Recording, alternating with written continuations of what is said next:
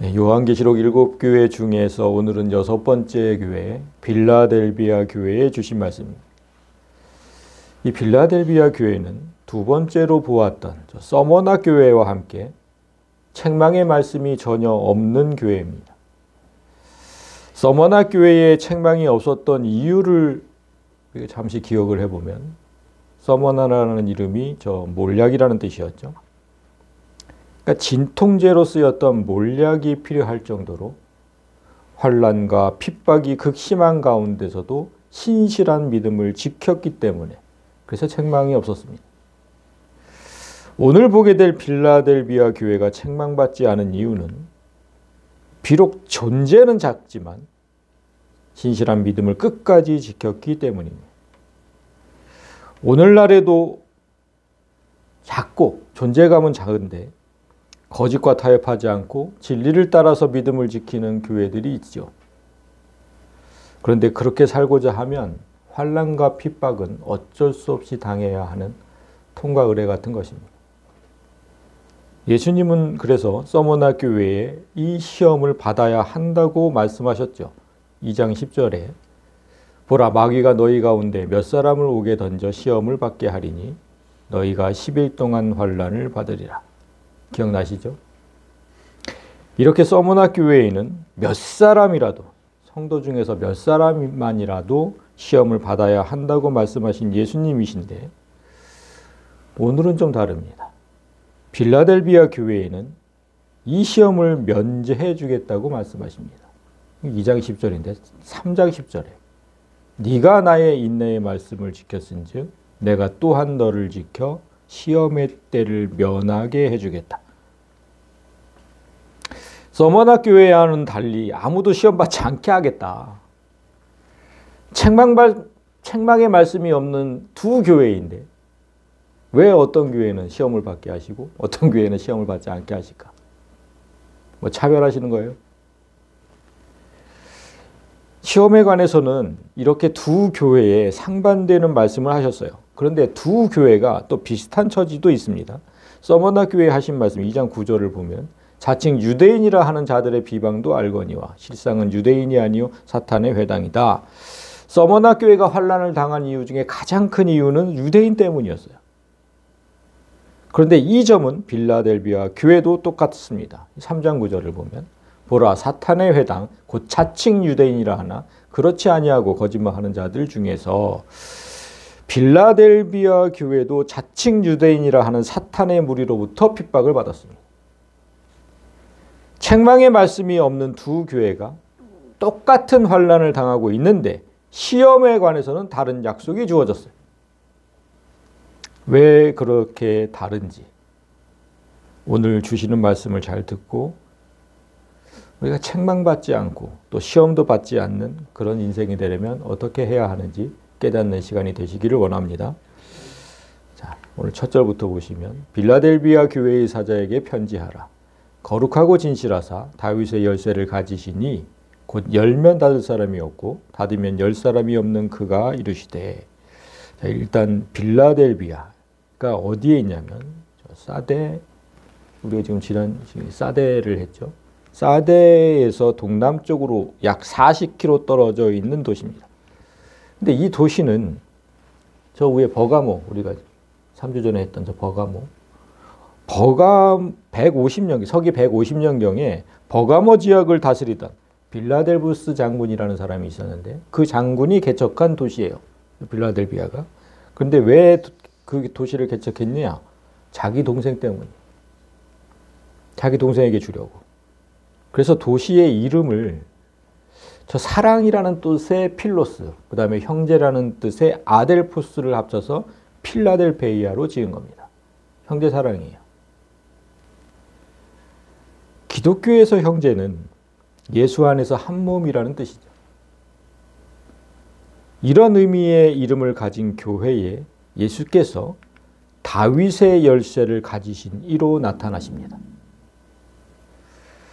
다윗의 열쇠.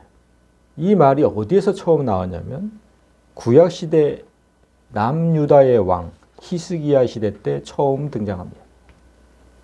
이때 하나님은 어떤 상황에서 다윗의 열쇠를 말씀하셨는지 이사야서 22장을 잠시 봅니다. 그날에 내가 hil기야의 아들 내 종 엘리야김을 불러. 잠시 설명이 필요한데, 엘리야김은 히스기야 왕 다음으로 높은 서열 2위의 총리입니다.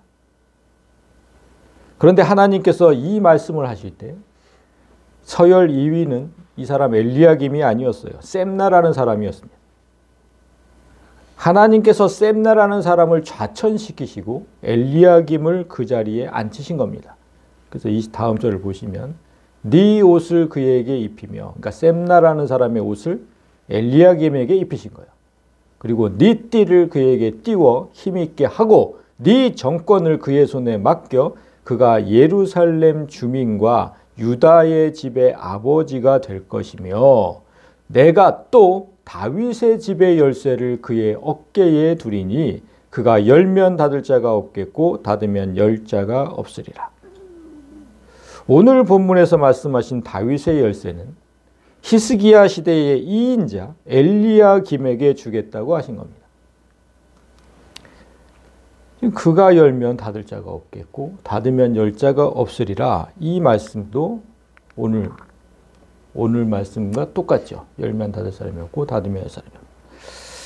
그런데 우리가 먼저 알아야 할 것은 하나님께서 왜 셈나라는 사람을 좌천시키고 엘리야김에게 이 열쇠를 주셨느냐. 그거부터 알아야 됩니다. 이사야서 22장 15절을 보시면 주 만군의 여호와께서 이르시되 너는 가서, 지금 누구야? 이사야에게 얘기하시는 겁니다. 이사야에게 이르시되 너는 가서 그 국고를 맡고 왕국 맡은 자 셈나를 보고 이르기를. 자, 셈나가 국고를 맡고 있고 왕궁을 맡고 있어요. 그러니까 나라의 경제와 왕궁을 총괄하는 자리가 2인자의 자리예요. 오늘날 우리나라의 총리와 경제부총리를 겸한 자리입니다. 막강한 자리죠. 그런데 그 자리에 있던 자가 횡령과 배임죄를 저질렀다는 게 다음 절입니다. 네가 여기와 무슨 관계가 있느냐. 지금 셈나에게 얘기하시는 거예요. 이사야를 통해서. 네가 여기와 무슨 관계가 있느냐. 여기에 누가 있기에 너를 위하여 묘시를 팠느냐. 높은 곳에 자기를 위하여 묘시를 팠고 반석에 자기를 위하여 처소를 쪼아내었도다. 셈나는 말씀드렸듯이 왕이 아니죠. 2인자예요. 총리. 그런데 자기 지위를 이용해서 왕들만 묻힐 수 있는 저 높은 곳, 왕들만 묻힐 수 있는 곳. 그리고 어떤 풍파에도 무너지지 않는 바위, 반석, 큰 바위, 거기에 자기 묘실을 준비했다는 겁니다. 이런 묘자리를 조성하려면 많은 돈이 들어가겠죠. 그래서 횡령과 배임죄를 저질렀고 그 무엇보다도 왕의 자리에 오르려 했다는 사실은 영모죄에 해당하는 중죄입니다. 하나님은 이 죄를 지적하시고 징계하십니다. 나 여호와가 너를 단단히 결박하고 장사같이 세게 던져버리되 반드시 너를 모질게 감싸서 공같이 광막한 곳에 던져버릴 것이다. 주인의 집에 수치를 끼치는 너여, 네가 그곳에서 죽겠고 네 영광의 수레도 거기에 있으리라. 하나님께서 셈나를 좌천시킨 이유가 여기에 나오고 있습니다. 주인의 집에 수치를 끼쳤다. 아까 우리가 봤던 21절에 예루살렘 주민이 거하는 그 유다의 집, 그리고 여기 나오는 다윗의 집은 곧 하나님의 집입니다. 하나님의 곳간을 맡은 자가 자기 유익만을 위해서 횡령을 했고 주인의 자리에 오르려다가 그 직에서 쫓겨납니다. 그게 19절에 있어요. 내가 너를 네 관직에서 쫓아내며 네 주위에서 낮추리니. 그래서 이사야 36장을 보면 그렇게 서열 순위가 바뀐 걸 확인할 수 있습니다. hil기야의 아들 왕국 맡은 자 엘리야김. 이렇게 바뀌었죠. 셈나의 자리가 엘리야김에게 갔습니다. 그리고 셈나는 서기관이 됐어요. 창세전에 사탄이 하나님의 소유를 훔치고 횡령한 거죠. 하나님의 소유를 훔치고 하나님 자리에 오르려 하고 그러다가 땅으로 쫓겨났거든요. 그 이후로 하나님은 주인의 소유를 훔치고 주인의 자리에 오르려는 자를 극도로 싫어하십니다. 그걸 제일 싫어하죠. 당하셨으니까 한번. 다윗의 열쇠는 이런 배경을 갖고 있습니다. 하늘의 곳간 열쇠예요. 그렇다면 왜 예수님께서 이 열쇠를 가지고 빌라델비아의 교회에 오셨는지 이제 그걸 설명할 차례죠. 빌라델비아는 비옥한 토지와 상업에 유리한 입지에 그 위치에 있어서 짧은 기간에 급성장을 한 소아시아의 큰 도시였습니다. 그런데 이 도시에는 치명적인 문제가 하나 있었어요. 지진이 자주 일어나요. 지진이. 서기 17년과 23년에 이건 역사서에 기록되어 있는 거예요. 17년과 23년에 큰 지진이 이 도시에 일어났고 그로 인해서 급성장한 도시가 급속도로 황폐해졌습니다. 지진이 항상 끝나지 않고 여진으로 이어지잖아요. 그러니까 한번 큰 지진이 일어났는데 계속 여진이 이어지니까 주민들이 이제 불안에 떨어서 이제 살 수가 없는 거예요, 그 도시에. 그러니까 하나둘씩 떠나기 시작해요.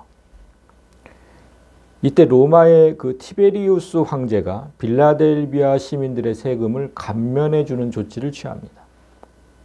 다 무너졌으니까. 그래서 빌라델비아 시민들이 그에 대한 감사로 뭐를 했냐면 황제를 위한 신전을 여러 곳에 건설을 했고 황제를 신처럼 숭배하기 시작했습니다.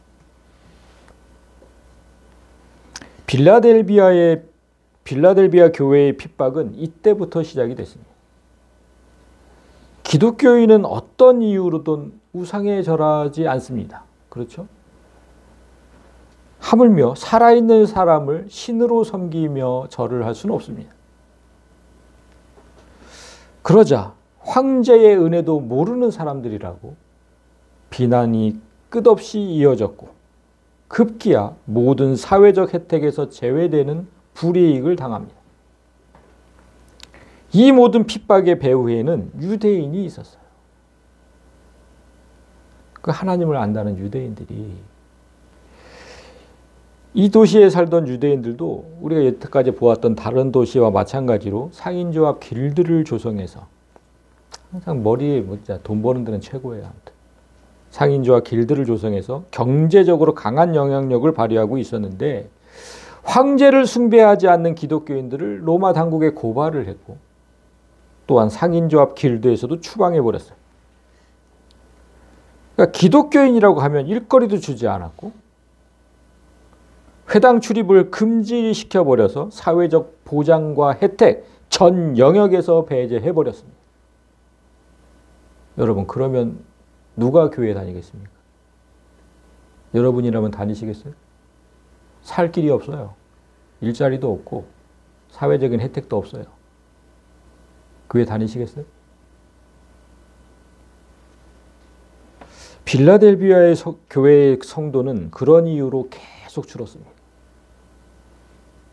뭐 다닐 수가 없죠. 살 방법이 없는데.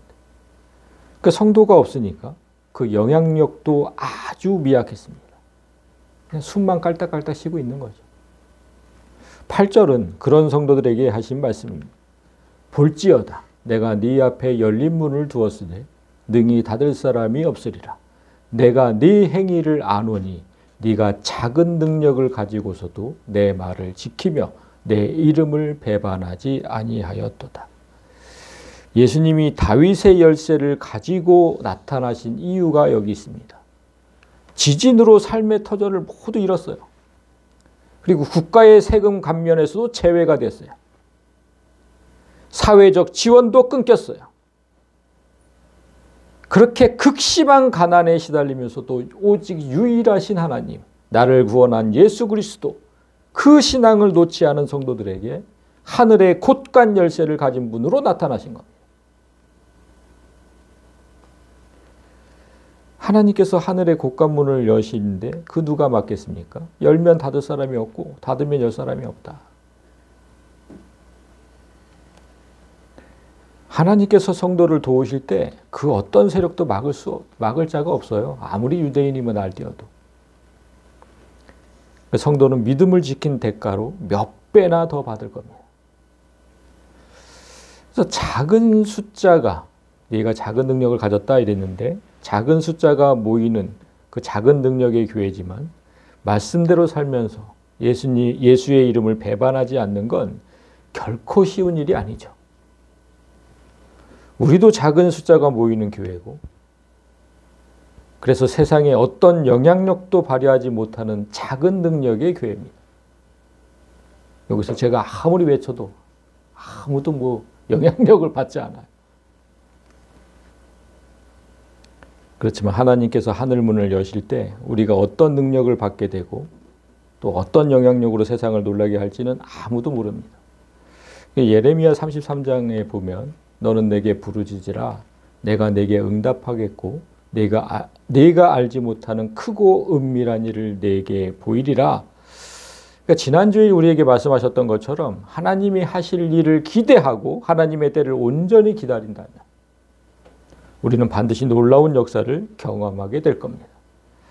다음 절은 그 놀라운 역사 가운데 하나를 보여주시는데 9절 보라 사탄의 회당 곧 자칭 유대인이라 하나 그렇지 않고 거짓말하는 자들 중에서 몇을 내게 주어서 그들로 와서 내 발 앞에 절하게 하고 내가 너를 사랑하는 줄을 알게 하리라. 하나님께서 우리에게 보여주실 역사 가운데 가장 통쾌한 게 뭐냐면 우리가 잘못한다고 비난하던 그 사람들이 나중에는 우리 앞에 와서 잘못했다고 인정하고 사과하는 겁니다. 그게 가장 통쾌하죠, 사실. 제가 늘 그런 설교를 많이 했죠. 오늘날 교회들이 잘못하고 있는 것들, 잘못하고 있는 목사들, 그런 것들을 많이 지적하고 바로잡아야 한다. 그렇게 말할 때마다 그렇게 목회하면 교회는 부흥할 수 없다고 충고하신 분들이 꽤 있습니다. 절기 헌금 이런 거 걷지 말아야 된다고 하니까 그러면 교회가 부흥하겠느냐. 그들 말대로 우리 교회는 부흥하지 못했고 경제적인 여건은 어렵죠. 어렵습니다. 그러나 여전히 거리교리로 성도들을 협박해서 헌금을 괄취하는 교회들은 지금은 우리보다 경제적 사정이 더 좋을 수는 있어요. 그렇지만 오늘 하나님은 하늘의 곳간을 열어서 돕겠다고 하셨고 언젠가는 그들이 우리 앞에 무릎을 꿇는 날이 올 것이라고 하셨습니다. 그때까지 우리는 인내해야 한다고 다음 절에서 말씀하십니다. 네가 나의 인내의 말씀을 지켰은지 내가 또한 너를 지켜 시험의 때를 면하게 하리니 이는 장차 온 세상에 임하여 땅에 거하는 자들을 시험할 때라. 인내하면서 끝까지 말씀을 지키는 자들은 시험의 때로부터 지켜주겠다고 하십니다. 여기서 말씀하신 시험은 이제 곧 세상 전체에 임하는 시험이고 땅에 거하는 자들이 당하는 시험이라고 말씀하고 있습니다. 땅에 거하는 자들이 누군지, 그게 우리를 포함하는 건지 그렇지 않아요. 땅에 거하는 자들이 누군지 계시록의 다른 부분을 보면 먼저 6장 10절을 보세요.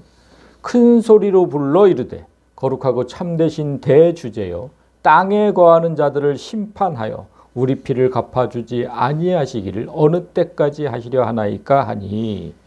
그러니까 심판받는 자들이에요. 우리가 아니에요. 땅에 거하는 자들 중에 우리는 포함되지 않습니다. 그리고 13장에도 보면 짐승 앞에서 받은 바 이적을 행함으로 땅에 거하는 자들을 미혹하며 땅에 거하는 자들에게 이르기를 칼에 상하였다가 살아난 짐승을 위하여 우상을 만들라 하더라.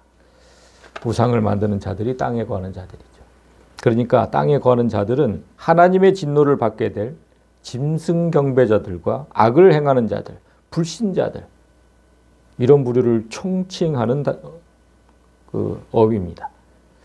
이들이 환난을 당한 날이 이제 곧 올 것인데 끝까지 믿음을 지키는 자는 그 심판과 환난으로부터 지켜주겠다는 말씀입니다.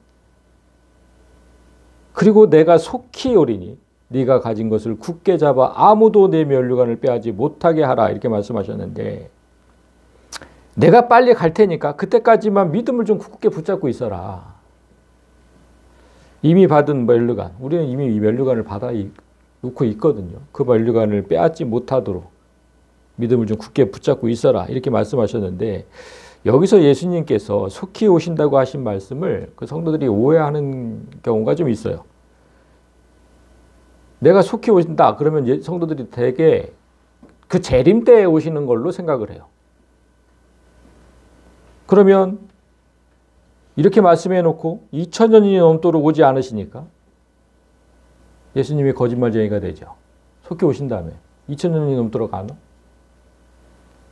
그래서 계시록에서 속히 오신다는 표현은 예수님 재림하실 때도 의미를 하지만 성도를 보호하고 위로하기 위해서 평상시에 오시는 것도 의미합니다.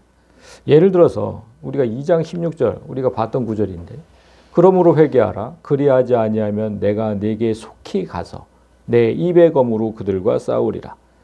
버가모 교회 성도들이 니골라 당의 교훈을 따르면서 회개하지 않으면 예수님이 속히 오셔서 입의 검, 그러니까 말씀으로 싸우겠다고 한 장면인데, 이 말씀은 지금 그렇게 하겠다는 말씀이시지 재림 때 오셔서 그렇게 하겠다는 말씀이 아니에요.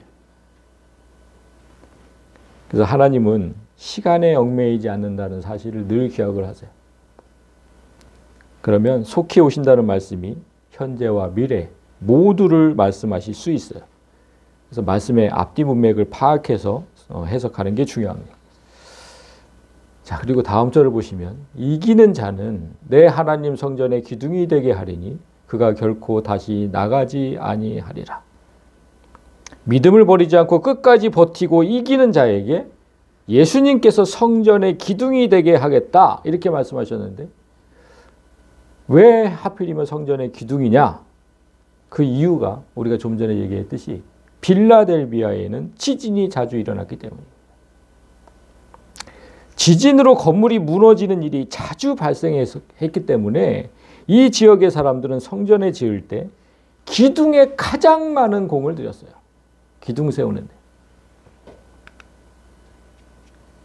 이 사진은 지금까지 남아있는 성전 기둥을 촬영한 겁니다. 저기 지금 사람들 보이시죠? 사람들과 비교해서 얼마나 크고 두껍습니까? 성전 하나 기둥을 이렇게 세웠어요. 지진에 무너지지 말라고. 예수님은 지진에 무너지지 않도록 지은 이 기둥을 빗대서 이기는 자들에게 이런 기둥이 되게 하겠다고 말씀하신 거예요. 세상 풍파에 사람들이 다 무너져도 너는 결코 무너지지 않도록 지키시겠다는 뜻이고, 그리고 또 기둥 없는 건물이 없듯이 너를 기둥 삼아서 하나님 나라에 결코 없어서는 안 될 존재로 삼겠다고 말씀하신 겁니다. 너는 꼭 있어야 돼요. 아, 기둥이 없으면 됩니까? 너는 하나님 나라에 꼭 있어야 돼. 그렇게 삼겠다는 거예요. 그리고 12절 후반절을 보면 내가 하나님의 이름과 하나님의 성 하늘에서 내 하나님께로부터 내려오는 새 예루살렘의 이름과 나의 새 이름을 그의 위에 기록하리라. 이 구절에만 이름이라는 단어가 3번 등장하는데 그 이름 중에는 하나님의 이름과 예수님의 새 이름이 포함되어 있습니다. 하나님의 이름과 예수님의 이름, 두 분의 이름이 믿음으로 승리하는 자 위에 새겨진다고 하셨는데, 이 말씀은 계시록 중반부 14장에 다시 나옵니다. 또 내가 보니 보라, 어린 양이 시온산에 섰고 그와 함께 14만 4천 명이 서 있는데 그들의 이마에는 어린 양의 이름과 그 아버지의 이름이 기록되어 있더라. 구원받은 14만 4천 명의 성도 이마에는 하나님의 이름과 예수님의 이름이 기록되어 있습니다. 그런데 오늘 본문에는 두 분의 이름 외에 새 예루살렘의 이름도 있죠. 그러면 14장에는 왜 새 예루살렘의 이름이 없을까? 왜 빠졌을까요? 저 14만 4천 명이 새 예루살렘이기 때문에 들어가 있는 거예요. 이 세상의 마지막 날에는 우리 눈에 보이는 이 세상, 이건 순식간에 없어진다고 했죠. 순식간에 없어져요. 그리고 새 하늘과 새 땅이 펼쳐지는데 그곳에 새 예루살렘이 내려온다고 계시록은 기록합니다. 근데 그때의 예루살렘은 어떤 장소나 공간적 개념이 아니에요. 구원받은 성도들을 의미합니다. 그 21장 9절을 잠시 보시면 이리 오라 내가 신부 곧 어린 양의 아내를 내게 보이리라 하고. 어린 양의 아내 누굽니까? 성도의 우리예요. 자, 그 성도를 어린 양의 아내를 보여주겠다 해놓고 10절을 보세요. 성령으로 나를 데리고 크고 높은 산으로 올라가 하늘에서 하나님으로부터 내려오는 거룩한 성 예루살렘을 보여주었다. 새 예루살렘은 구원받은 성도, 우리를 뜻하는 거예요. 자꾸만 인터넷에서 새 예루살렘 막 공간이 그냥 어떤 멋진 궁전이 쫙 내려오는 것들을 항상 우리가 봐가지고 공간적인 개념으로 생각을 하는데 그거 아니에요. 우리예요, 우리. 따라서 오늘 본문에서 말씀하신 세 개의 이름 중에 새 예루살렘의 이름은 구원받은 성도를 뜻하는 거죠. 그렇다면 저 예수님의 새 이름, 나의 새 이름 이렇게 얘기하셨는데 저 예수님의 새 이름은 뭘까 도대체? 여러분 예수라는 이름의 뜻 아시죠? 자기 백성을 구원할 자. 그런 이름의 뜻이에요. 그러면 세상이 끝나고 구원받은 성도들이 확정되면 자기 백성을 구원할 자라는 이름은 더 이상 필요 없죠. 그런 이름은 필요 없어요, 이제. 그래서 예수님께도 새 이름이 주어져요. 그런데 그 이름이 무엇인지 알려면 19장을 봐야 됩니다. 19장. 11절을 보면 또 내가 하늘이 열린 것을 보니 보라 백마탄 자가 있으니 신실하고 참되신이라고 불리는 분이 공의로 심판하며 싸우더라. 저 19장은 어린 양의 혼인잔치를 기록한 장입니다. 예수님과 우리의 혼인잔치. 그러니까 예수님이 재림하시면 우리는 예수님과 혼인하게 되는데 그때 예수님이 백마탄 신랑으로 오신다는 거예요. 여기서는 백마탄 신랑이 신실하시고 참되신이라고 불린다. 그게 이름이라는 거예요. 그렇게 했지만 다음 절을 보면 예수님께 어떤 이름이 따로 있었다 이렇게 기록을 합니다. 12절을 보면 그 눈은 불꽃 같고 머리에는 많은 관이 있었으며 또 그분께 기록된 한 이름이 있었으나 그분밖에는 아무도 그 이름을 알지 못한다. 신실하고 참되시니 이렇게 불리는 예수님께 다른 이름이 붙어 있었는데 예수님 외에는 누구도 그 이름이 뭔지 알 수 없대요. 그런데 다음 절을 보면 예수님의 이름이 바로 등장을 해요. 또 그분이 피에 물든 옷을 입었는데 그분의 이름은 하나님의 말씀이라 불리더라. 아무도 그 이름을 모른다고 하더니 다음 절에서 바로 알려주는 이유가 뭡니까? 예? 뭐예요 도대체? 그리고 이 이름 하나님의 말씀, 예수님은 하나님의 말씀, 이 이름은 우리도 너무나 잘 아는 이름이잖아요. 그런데 왜 아무도 모른다고 했을까요? 이 전절에서는. 응? 왜 아무도 모른다고 했을까? 이 이름 너무나 잘 아는데 우리가? 그리고 16절에는 예수님의 또 다른 이름이 등장해요. 그분의 옷과 다리에 이름을 쓴 것이 있으니 만왕의 왕이요 만주의 주라 하였더라. 이 두 개의 이름도 우리가 너무 잘 아는 이름이죠. 예수님은 모든 피조물을 창조하신 분이기 때문에 왕들의 왕이시고 주인들의 주인이세요. 우리가 얼마나 잘 압니까? 그런데 이런 것들을 예수님의 이름이라고 할 수 있습니까? 여러분, 자 보세요. 신실하시고 참되시니 이 이름이에요? 그리고 하나님의 말씀 이름입니까? 만왕의 왕 만주의 주 이 이름이에요? 근데 다 이름이래잖아 지금. 이건 이름이 아니라 뭐예요? 예수님이 어떤 분이신지 예수님의 존재를 규정하는 말이에요. 그래서 제가 늘 말씀드린 거예요, 여러분. 성경에 이름이라는 단어가 나오면 뭘로 바꿔라? 존재. 존재로 바꾸셔야지 이해가 돼요. 예수님은 그런 존재라는 거예요. 그러면 예수님께 이름이 있으나 그분 외에는 알지 못한다는 뜻이 뭐겠어요? 예수의 영이 없는 사람은 예수님이 어떤 존재인지도 모른다는 거예요. 그런 뜻이에요. 그런 뜻.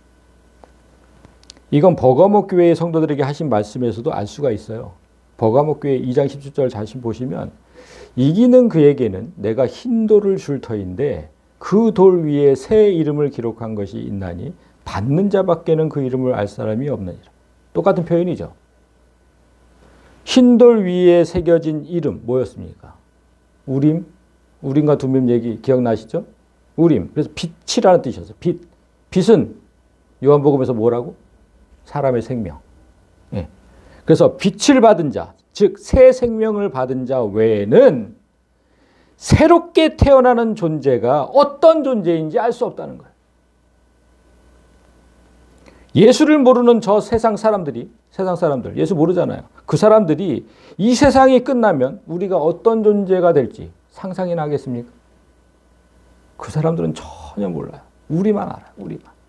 그 뜻이에요. 예수님도 똑같아요. 아까 말씀이 이 땅에 계셨던 예수는 성경을 읽은 사람이라면 누구나 다 알죠. 예수가 어떤 존재인지. 그런데 장차 우리의 신랑 되시는 예수님이 어떤 존재로 우리의 신랑이 되시는지 그건 예수의 영이 없는 사람은 절대 알 수 없습니다.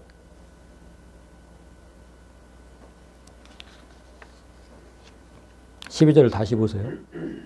내가 하나님의 이름과 또 새 예루살렘의 이름과 나의 새 이름을 그 위에 기록하리라. 이기는 자 위에 기록하리라. 이렇게 말씀하신 건데, 자, 그러면 이 말씀이 제 몸 어딘가에 하나님의 이름, 예수님의 이름, 뭐 새 예루살렘의 이름을 새기겠다는 말씀이겠어요? 그렇게 해석하면 얼마나 우습게 됩니까? 하나님의 이름, 예수님의 이름 여기다 새겨 다 성도들한테 그런 뜻이 아니겠죠. 그래서 이름을 존재로 바꿔요. 다 이름을 다 존재로 바꾸면 끝까지 이기는 자에게는 내가 하나님의 존재, 하나님의 존재 뭐예요? 하나님의 영이죠. 하나님의 영과 새 예루살렘의 영과 예수의 새 영을 그 위에 기록하리라 이런 뜻이 됩니다. 그러니까 내가 하나님의 영을 받고 예수의 새로운 영을 받고 새로운 생명이 되면 그러면 그때부터 나는 어떤 존재로 살게 됩니까, 여러분? 그럼 어떤 존재로 살게 돼요? 하나님의 영이 있고 예수님의 영이 있으면 내가 어떤 영이 되겠어요? 그래서 제가 요한계시록 강해를 시작하면서 그렇게 강조한 게 있어요. 요한계시록은 내가 예수고 예수가 나라는 사실을 모르면 바로 해석할 수 없다고. 전체가 그 얘기를 하세요. 전체가.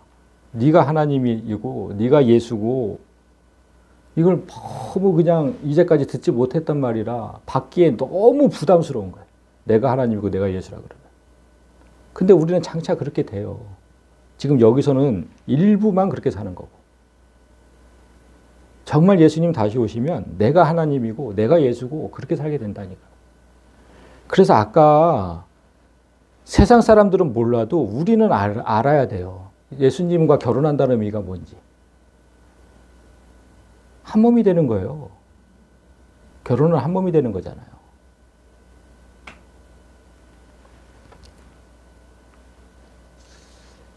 그래서 오늘 말씀을 묵상하다가 제가 흘러간 노래 한 곡이 생각이 났어요. 이 현철 씨가 부른 사랑의 이름표라는 노래 아시죠? 그 노래의 처음 가사가 이렇게 시작해요. 이름표를 붙여 내 가슴에 뭐 확실한 사랑의 도장을 찍어. 이렇게 시작이 돼요. 왜 갑자기 떠올랐어요. 제 머릿속에. 근데 왜 떠올랐냐면 이 노래가 가슴 아프게 들리던 때가 있었거든요. 저한테. 여러분 기억나시는지 모르겠어요. 세월호 사건으로 세상을 떠난 자식들의 이름을 가슴에 단 부모들을 볼 때였어요. 이분이 현철 씨가 부른 그 사랑의 이름표란 노래의 가사에 비춰서 글을 쓴 거를 제가 봤어요. 네 이름을 내 가슴에 붙였다. 자녀를 잃은 부모는 자녀를 땅에 묻는 게 아니라 가슴에 묻는다고 하잖아요. 부모들이 자녀의 이름을 가슴에 붙이고 추모할 때 진짜 가슴에 먹먹했거든요. 가슴에 다 붙였어요. 다. 그 자녀의 이름을 왜 가슴에 붙였겠습니까? 내 가슴에 영원히 그 자녀가 산다는 의미로 붙인 거잖아요. 오늘 예수님은 세 개의 이름을 내 가슴에 붙여주시면서 하나님이 나와 함께 영원히 함께 한다고 말씀하신 거예요. 영원히 함께 살겠다. 하나가 되겠다. 너와 하나가 되겠다. 우리가 지금은 작은 교회, 작은 능력으로 살아가지만 끝까지 말씀을 지키고 믿음을 지키면 우리는 온 우주를 다스리는 하나님의 삶을 살게 돼요. 이 말씀을 좀 믿으세요. 최후 승리를 얻기까지 주님 주신 그 십자가를 따라가는 그런 성도들이 되기를 바랍니다.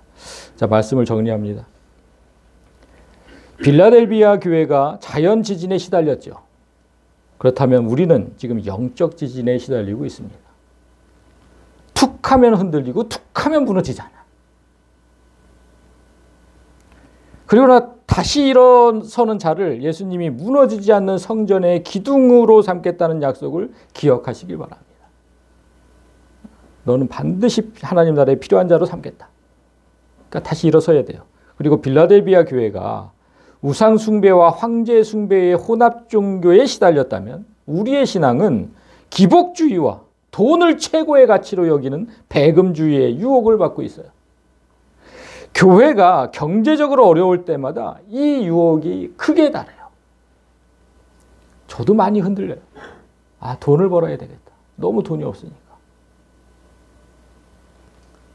그러나 이 유혹에서 승리하면 우리는 마지막 때의 시험에서 면제받을 수 있다고 하셨습니다. 그때의 시험은 정말 감당하기 힘들어요. 그 면제의 기쁨, 그때의 기쁨을 생각하고 절대로 돈의 유혹에 넘어가지 않기를 바랍니다. 그리고 빌라델비아 교회가 자칭 유대인이라고 하는 사단의 회당에게 핍박을 당했다면 우리는 자칭 교회다, 목사다라고 하는 자들에게 방해를 받고 있어요.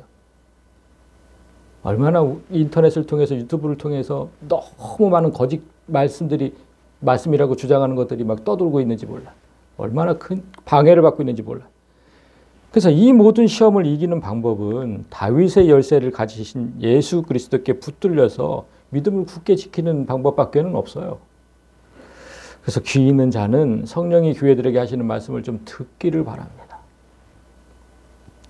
마지막으로 빌라델비아 교회가 형제 사랑을 뜻하는 이름을 가졌다고 했잖아요. 예수 안에서 한 몸 된 성도들이 서로 사랑하는 교회는 주님께 책망받을 일이 없습니다. 우리가 서로 사랑하지 못하면서 밖에 나가서 무슨 사랑을 전해요. 어려울 때마다 서로 돕고 믿음이 떨어지지 않도록 서로 기도해주고 그런 일들이 우리 교회에서 끊임없이 일어나기를 바랍니다. 우리 교회에 지금 이름표가 잠시 떨어져 있는데 이름표가 다시 붙고 십자가라는 교회의 상징이 다시 세워질 때까지 끝까지 기도하면서 예수의 삶을 온전히 살아가시는 그런 성도들이 되시기를 주님의 이름으로 간절히 소망합니다.